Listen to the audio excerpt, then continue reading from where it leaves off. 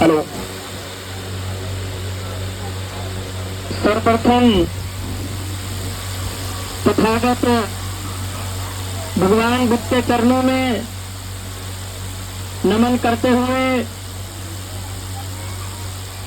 भारतीय संविधान के निर्माता परम पूज्य बोधिसत्व बाबा साहेब डॉक्टर भीमराव अम्बेडकर जी के चरणों में नमन करते हुए आज हम जिस माता वीरांगना का यहाँ पर शहादत दिवस मनाने के लिए एकत्रित हुए हैं, ऐसी हमारी माता वीरांगना फूलन देवी जी के चरणों में नमन करते हुए आप सभी को मेरा क्रांतिकारी जय भीम,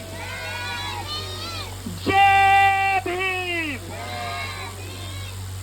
सम्मानित साथियों, देखिए, गरज उठी जो भीड़ों में वो बंदूक पुरानी थी और नाम था उसका फूलन देवी, वो चंबल की रानी थी। ऐसी वीरांगना, ऐसी हमारी बहुजन हृदय सम्राट हमारी माता फूलन देवी जी का आज यहाँ पर हम शहादत दिवस मना रहे हैं। सम्मानित साथियों, मैं तो कहना चाहता हूं कि आज हमारी माताओं बहनों को प्रण लेना चाहिए आज के दिन, क्योंकि आज हम एक ऐसे महान वीरांगना को यहाँ पर शहादत दिवस मनाने के लिए एकत्रित हुए हैं, जिसने इस भारत देश के अंदर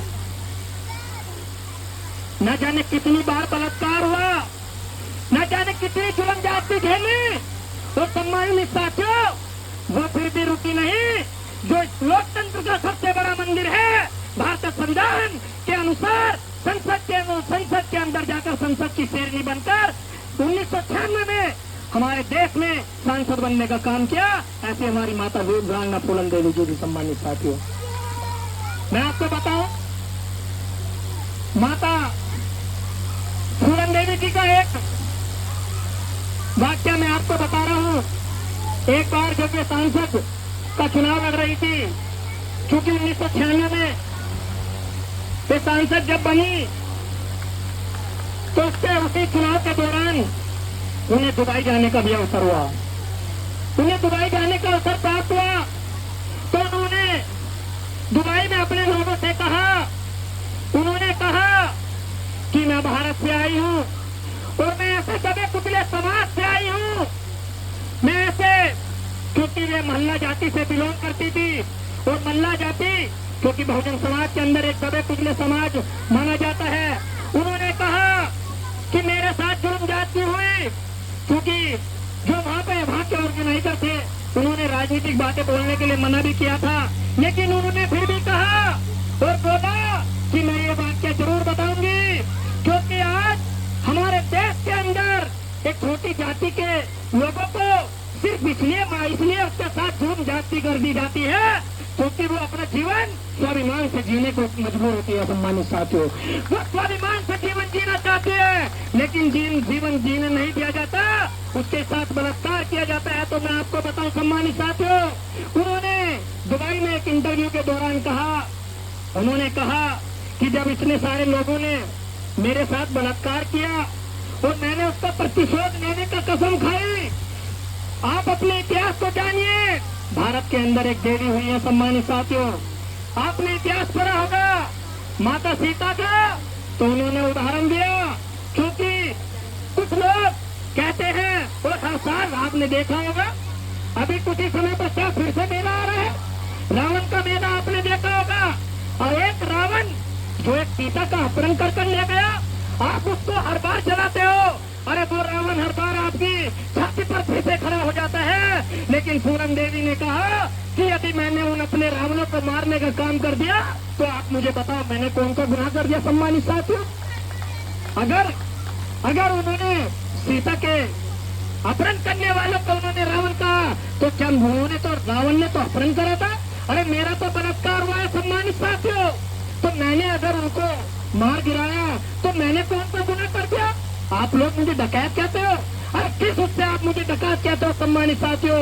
लेकिन दुर्भाग्य है वीरांगना पूनम देवी का, क्योंकि उन्होंने एक निचले तबके में जन्म लिया इसलिए उनको डकैत कहा दिया। यदि पूनम देवी आज स्वयं जाति में होते तो हमारे बीच में एक नई माता बनकर तैयार हो जाती सम्मानित साथियों, हमारे बीच में एक नई माता बनकर तैयार हो जाती।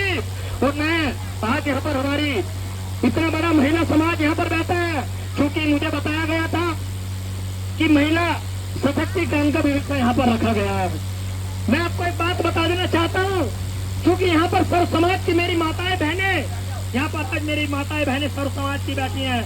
अरे मैं तो कह देना चाहता हूँ इस मंच से कि यदि आपको जीवन जीने का अधिकार किसी ने दिया तो परम पूज्य बाबा साहब डॉक्टर भीमराव अम्बेडकर ने हिंदू कोड के माध्यम से आपको परम पूज्य बाबा साहब ने जीवन जीने का अधिकार दिया सम्मानित साथियों। अरे देखिए, मैं तो पूछना चाहता हूँ आप लोगों से, मेरी माताएं बहनें मुझे जवाब दीजिए, क्या आजादी से पहले आपको जीवन जीने का अधिकार था? क्या आपको स्वतंत्र रूप से जीवन जीने का अधिकार था?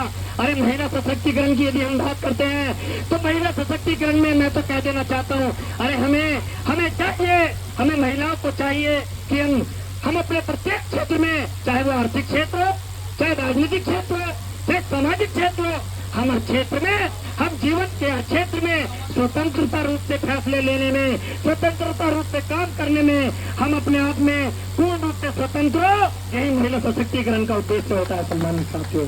मैं तो कहना चाहता हूँ कि भारतीय मनुवाद के अनुसार सम्मानित साथियों बात कहना चाहता हूँ, मनुवाद के अनुसार कोई भी महिला किसी मस्जिद की मौलाना नहीं बन सकती थी। मनुवाद के अनुसार जब मनुस्मृति देश में लागू थी तो सम्मानित साथियों कोई भी महिला चर्च की पादरी नहीं बन सकती थी, कोई भी महिला मंदिर की मुख्य पुजारी नहीं बन सकती थी।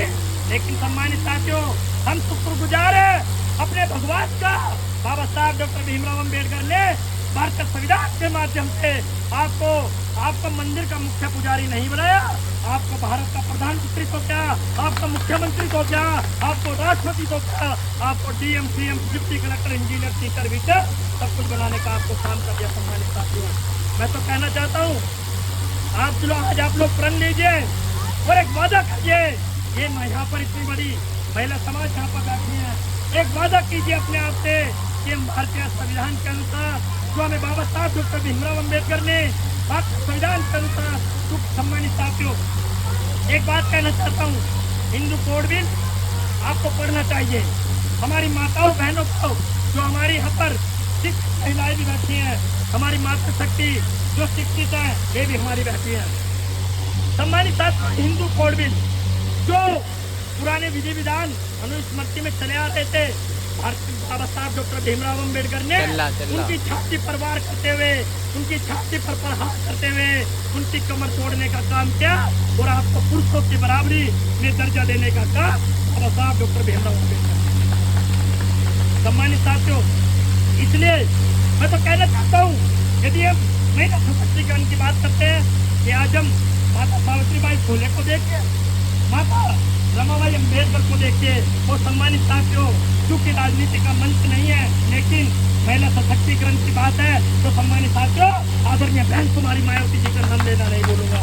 यदि इस देश में महिला सशक्तिकरण के तौर पर आज सबसे बड़ी कोई मिसाल है तो माननीय बहन कुमारी मायावती जी है, जिन्होंने इस प्रदेश के अंदर 4 बार उत्तर प्रदेश की कमान संभाली और महिलाओं के लिए एक विशेष रूप से एक मिसाल पेश करी कि महिलाएं मंदिरों तक सीमित नहीं है, महिला इस प्रदेश की मुख्यमंत्री भी बन सकती है, महिला देश की प्रधानमंत्री बन सकती है। उन्हें आप लोगों से एक अपील करते हुए कि आप लोग महिला समाज मेरा इतना यहाँ पर बैठा है, आप लोग जानिए, बाबा साहब को पढ़िए, भारतीय संविधान को पढ़िए, आपके जो भी अधिकार हैं वो किसी धर्म ग्रंथ में नहीं है, वो भारतीय संविधान में है, वो बाबा साहब में निहित है। जय भीम, धन्यवाद।